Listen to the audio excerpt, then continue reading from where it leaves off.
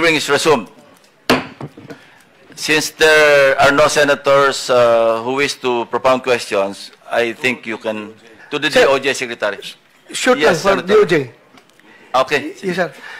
Secretary Remulla, sir, Yes, sir.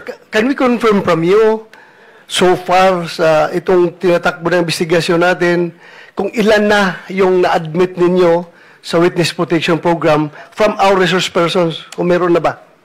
Sir, under the Witness Protection Program, dalawang klase ng testigo po. One is a protected witness, people who testify in proceedings. If they request assistance from the DOJ in applying for the program, we give them a protected witness status, which means bibigyan na ho namin sila ng security at yung mga ibang benefits pwede na makuha. Ang pagkakaiba lang, pag sinabi hong state witness, ibang procedure din po yun. Kaya yung po yung ina-evaluate ngayon, sa dami po ng transaksyon na nandito, inaayos po namin, tinitingnan ho namin kung paano ho, ano talagang krimen, saan kami magko-concentrate.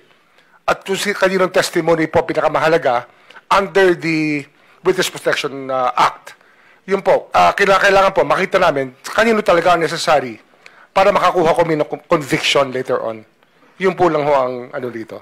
Sir, so far, the level of protection that is being provided to the Diskaya, to Bryce Hernandez, sa ngayon ay, sa amin pa lang yan, sa Senado? Yes, sir. Wala pa. Sir, I just wrote a letter to the Senate President. I don't know if it was sent here yesterday. Ito po yung informing the senators that we have provisionally accepted them to the program. Tapos i-evaluate namin sila as state witnesses, pero bibigyan ho sila ng security mula po sa sulat na to ay matanggap na Senado. Since they're still under itong tatlong taong ito, si Bryce Hernandez, JP Mendoza, and Henry Alcantara, ay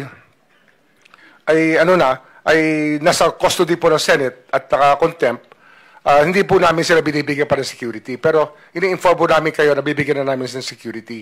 And then we have to process also Mr. Diskaya again tomorrow. Mahabang proseso ho ito kasi ang daming hong transaksyon, tsaka dapat alam po natin ang direksyon kung saan po papunta ang mga demanda. Thank you, Secretary Remulla.